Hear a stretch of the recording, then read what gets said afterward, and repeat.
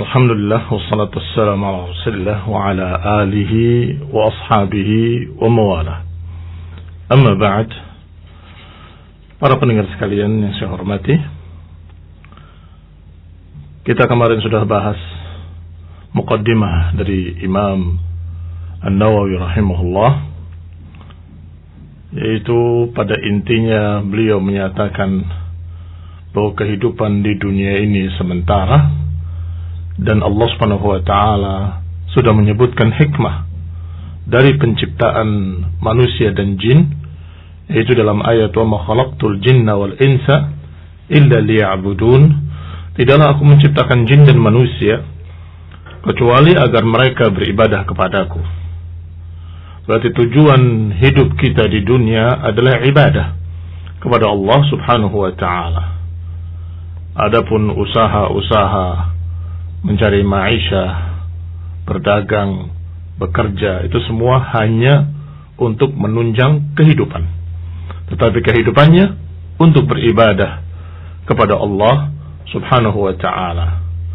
Kemudian beliau bawakan juga untayan syair yang sangat indah, yaitu kalimat dari seorang penyair yang menyatakan Inna lillahi ibadan futana, bahwa Allah memiliki hamba-hamba yang cerdas. Talaqud dunya wa khaful fitana, yang mereka mentalak dunia dan takut kepada fitnah-fitnah dunia. Nabaru fiha falamma alimu annaha laysat lihayyin watana. Mereka memandang pada dunia ini semuanya.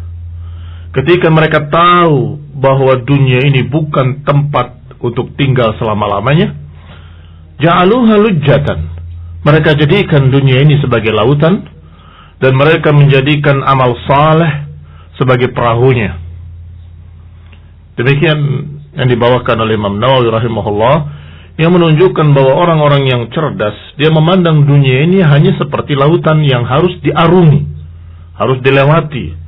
Adapun kehidupan yang kekal abadi adalah kehidupan di akhirat nanti. Maka hendaklah memikirkan yang kekal dan jangan terlena dengan kehidupan yang sementara. Kita lanjutkan ucapan An-Nawawi rahimahullah, fa idza kana haluha ma wasaftuhu, kalau keadaannya seperti yang aku gambarkan ini, kalau keadaannya seperti yang sudah lewat, kata beliau rahimahullahu ta'ala, maka hendaklah seseorang hamba menjalani hidup di dunia ini seperti yang pernah dijalani oleh Rasulullah sallallahu alaihi wa ala alihi wasallam. Kata beliau, jalani at-ta'addub bima sahha an nabiyyina sayyidil awwalin wal akhirin. Hendaklah beradab, berakhlak dengan apa yang telah sahih riwayatnya dari hadis-hadis Nabi Sayyidil Awwalin wal Akhirin sallallahu alaihi wa ala alihi wasallam. Kemudian beliau bawakan pembahasan berikutnya di dalam muqaddimah.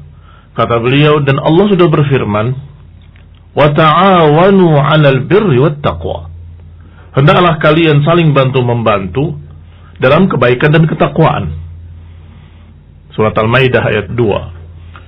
Waqad sahha an Rasulillah, dan telah sahih pula dari Rasulullah sallallahu alaihi wasallam hadis, wallahu fi 'aunil 'abdi ma kana al-'abdu fi 'auni akhihi. Allah akan selalu menolong hambanya selama hamba itu menolong saudaranya. Juga hadis yang sahih dari ucapan Rasulullah sallallahu alaihi wasallam, man dalla 'ala khairin falahu mithlu ajri fa'ilihi. Siapa yang menunjukkan ke jalan kebaikan, maka dia mendapatkan pahala seperti pahala pelakunya. Dan juga hadis Nabi SAW, man da'a ila huda kana lahu minal ajri mislu ujuri man tabi'ahu la yanqusu dhalika min ujurihim syai'a. Siapa yang mengajak kepada petunjuk, kepada jalan yang lurus, maka dia akan mendapatkan pahala seperti pahala mereka yang mengikutinya. tidak berkurang sedikit pun dari pahala mereka.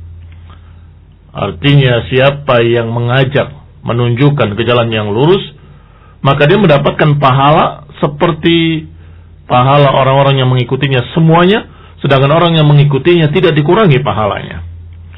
Hadis-hadis yang sahih yang dibawakan oleh An-Nawawi rahimahullah, yang pertama dan kedua riwayat Muslim, dan yang ketiga disebutkan dalam hadis Bukhari rahimahumullahu ajma'in. Mengapa beliau membawakan ayat dan hadis-hadis ini? Ayat wa ta'awanu 'alal birri wat taqwa, ayat yang menyuruh kita untuk membantu dalam kebaikan dan ketakwaan. Kemudian membawakan hadis tentang menolong saudaranya. Allah akan selalu menolong hambanya selama hamba itu menolong saudaranya. Hadis tentang siapa yang menunjukkan pada kebaikan akan mendapatkan pahala seperti orang yang mengerjakan kebaikan tersebut. Siapa yang mengajak berdakwah kepada kebaikan, dia juga akan mendapatkan pahala orang yang mengikutinya, dan seterusnya. Karena beliau rahimahullahu ta'ala ingin membantu. Siapa yang ingin berjalan di jalan kebaikan ini, siapa yang ingin menghidupi dunia ini dengan ibadah kepada Allah, maka jalani jalan sunnah Rasul. Jalani jalan Rasulullah SAW, jalan sunnahnya, bimbingannya, akhlaknya, kita ikuti. Nah, beliau ingin membantu. Kata beliau, dan aku ingin membantu. Fara'aitu anna ajma'a mukhtasaran min al-ahadits sahihah. Maka aku melihat, aku memandang perlunya aku kumpulkan hadis-hadis khusus untuk membimbing umat ini agar berjalan di dunia dengan adab Rasul, dengan akhlak Rasul, dengan perangai Rasul, dengan benar-benar jalan yang ditelusuri oleh Rasulullah sallallahu alaihi wa ala alihi wasallam. Terakhir beliau bawakan juga annahu qala li Ali, bahwa Nabi pernah berkata kepada Ali bin Abi Thalib radhiyallahu taala anhu, "Wa wallahi la an yahdi Allahu bika rajulan wahidan khairun laka min humrin na'am." Sungguh demi Allah, jika engkau atau jika seseorang masuk Islam karena sebab engkau, maka niscaya engkau akan mendapatkan pahala yang sangat besar seperti atau lebih dari unta merah. Saya ulangi, fa wallahi la an yahdi Allahu bika rajulan wahidan khairun laka min humrin na'am. Sungguh demi Allah, jika Allah memberikan hidayah pada seseorang karena sebab kamu, maka sungguh itu lebih baik daripada unta merah. Sedangkan unta merah di zaman itu, di zaman Rasulullah SAW, dalam keadaan merupakan harta benda yang paling mahal, paling dicari oleh mereka, mewah, dan tidak ada di atasnya. Maka kalau engkau menyebabkan seseorang dapat hidayah, engkau mendapatkan kebaikan pahala yang lebih dari unta merah. Maka kata Imam Nawawi rahimahullah dalam muqaddimahnya, aku berusaha untuk mengumpulkan mukhtasaran secara ringkas hadis-hadis yang sahih, mustamilan ala ma yakunu tariqan li sahibihi, yang terkandung di dalamnya apa-apa yang menunjukkan jalan bagi pembacanya untuk menuju akhirat. Wa muhassilan li adabihi al-batinah wal-zahirah, dan juga hadis-hadis yang mengandung adab-adab Rasul alaihi salatu wassalam yang lahir dan batin. Jami'an litarghib wa tarhib, yang mengumpulkan targhib wa tarhib. Targhib itu pemberi semangat, tarhib menakut-nakuti dari adab. Artinya jami'an litarghib wa tarhib, bahwa aku akan kumpulkan hadis-hadis dalam kitabku ini untuk membantu mereka-mereka yang ingin menjalani jalan Rasul, yang terkandung di dalamnya at-targhib, dorongan agar kita beramal saleh, dan tarhib, yaitu menakut-nakuti hati kita agar kita nggak berani berbuat dosa. Wasairi anwa'i adabis salikin, dan juga semua bermacam-macam adab-adab salikin, orang-orang yang ingin menjalani jalan yang lurus ini. Min ahadits zuhud, seperti hadis-hadis zuhud, wa riyadatin nufus, pembinaan hati, wa tahdzibil akhlaq, pembinaan akhlak, wa taharatil qulub wa ilajiha, dan juga pembersih hati, pengobat hati, wa siyanatul jawarih, yang menjaga anggota badan, wa izalat i'wijajiha, dan menghilangkan segala kebengkokan-kebengkokan, wa ghairi dzalik, dan lain-lainnya min maqasidil arifin, dan lain-lainnya dari tujuan-tujuan para arifin. Wa altazimu fihi, dan aku berupaya untuk memegang, masih kata penulis, an la adkur illa hadisan sahihan. Aku berprinsip untuk tidak memasukkan dalam kitabku kecuali hadis yang sahih, minal wadihat, hadis-hadis yang jelas, mudhafan ilal kutubis sahihah al-masyhurat, yang aku idhafahkan, aku sandarkan pada kitab-kitab yang masyhur dari kitab-kitab sahih. Wa usaddir al-abwab minal Qur'anil aziz bi ayatin karimat, dan aku mulai di awal-awal bab, aku mulai dengan ayat Al-Qur'an dan juga dengan ayat-ayat yang mulia. Wa washiha ma yahtaju ila dhabti aw syarhi ma'nan khafiya binafais minan tanbihat, dan juga aku lengkapi pula apa yang dibutuhkan seperti penjelasan makna atau syarah, atau syarah itu artinya penjelasan juga, dan berbagai macam ta'liq, komentar-komentar, peringatan-peringatan untuk menjelaskan apa yang aku bawakan. Wa idza qultu fi akhir hadis, maka kalau aku katakan di akhir hadis muttafaqun alaih, maknanya diriwayatkan oleh Bukhari dan Muslim secara sepakat. Wa arju in tamma hadzal kitab an yakuna sa'iqan lil mu'tani bihi ila al khairat. Aku berharap kalau sudah sempurna kitab ini akan menjadi pembimbing yang menuntun orang-orang yang ingin menjalani kebaikan, hajizan lahu an anwa'il qaba'ih, mudah-mudahan bisa menjadi penghalang dari berbagai macam kejelekan-kejelekan al-muhlikat, dan yang membinasakan. Wa ana sa'ilun akhan intafa'a bi syai'in minhu an yad'u li, dan aku meminta kepada pembaca sekalian yang memanfaatkan kitabku, yang membawa atau mengambil kebaikan dari kitabku, aku meminta kepadanya agar mendoakan aku, kata beliau rahimahullahu ta'ala, wa ghafara lahu wa ghafara liwalidayh.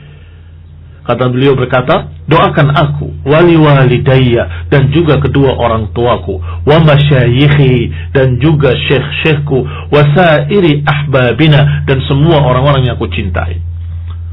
Maka kita doakan, Allahumma ighfir lahu warhamhu wali walidayhi wa masyayikhihi wa ahbabihi, dan juga muslimina ajma'in, dan kita doakan pula seluruh kaum muslimin, semoga memberikan rahmat pada seluruh kaum muslimin. Wa 'ala Allahil karim i'timadi, dan kepada Allah lah aku menyandarkan diri, dan kepadanya aku serahkan diriku. Wa hasbi Allahu wa ni'mal wakil, dan cukup bagiku Allah sebagai tempat aku bertawakal dan bergantung kepadanya. Wala haula wala quwwata illa billahil azizil hakim. Alhamdulillah, selesai pembahasan muqaddimah dari An-Nawawi rahimahullah. Dan insyaallah pada pertemuan berikutnya kita akan masuk pada bab pertama, yaitu tentang keikhlasan. Wallahu ta'ala a'lam bis-shawab, wa sallallahu ala Muhammadin wa ala alihi wa ashabihi wa sallama tasliman katsira. Baik Ustaz, jazakallahu khairan atas nasihatnya dan juga pembahasan dari mukadimah kitab Riyadhus Shalihin. Kita langsung ke acara tanya jawab Ustaz. Bismillah ya. Dari dia tidak sebutkan namanya. Bismillah. Semoga Allah senantiasa merahmati Ustaz. Amin. Afwan, mohon nasihatnya Ustaz, bagaimana cara kita mengajarkan anak-anak untuk mencintai Al-Quran? Sudah menghafal, mengkaji, tapi seringkali lalai. Lebih suka membaca buku-buku lain dibandingkan Al-Quran. Jazakallahu khairan wa anta jazakallahu khairan. Silakan Ustaz. Ya. Dulu di zaman salaf, di zaman para sahabat radhiyallahu alaihim ajma'in, mereka menggunakan papan-papan seperti papan tulis tapi kecil, digantungkan di leher anak-anak. Kemudian ditulis di sana ayat.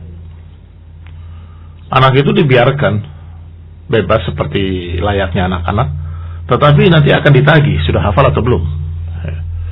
Walaupun tidak harus persis sama dengan kalung seperti itu ya. Tetapi paling tidak kita bisa paham tentang anak-anak itu, tergantung umur mereka. Kalau umur-umur itu masih anak-anak, biasanya mereka memang senang main, sehingga cukup dengan diberi 1-2 ayat untuk mereka menghafal, dan kemudian mereka dibiarkan dalam keadaan seperti layaknya anak-anak. Tetapi ada satu waktu, ada satu tugas yang mereka kerjakan. Tidak mengapa untuk memberikan targhib, iming-iming sesuatu. Kalau engkau hafal, engkau akan diberikan ini. Kalau engkau hafal, engkau akan diberikan hadiah ini dan itu. Tidak mengapa untuk demikian, sebagai penyemangat anak-anak. Wallahu ta'ala a'lam. Baik Ustaz, berikutnya dari Abu Jafid. Bismillah. Assalamualaikum Ustaz. Waalaikumsalam. Sehat ya Ustaz? Alhamdulillah, sehat walafiat. Ana ada sedikit pertanyaan. Bagaimanakah jika ada yang mengatakan hidup ini harus seimbang antara dunia dan akhirat?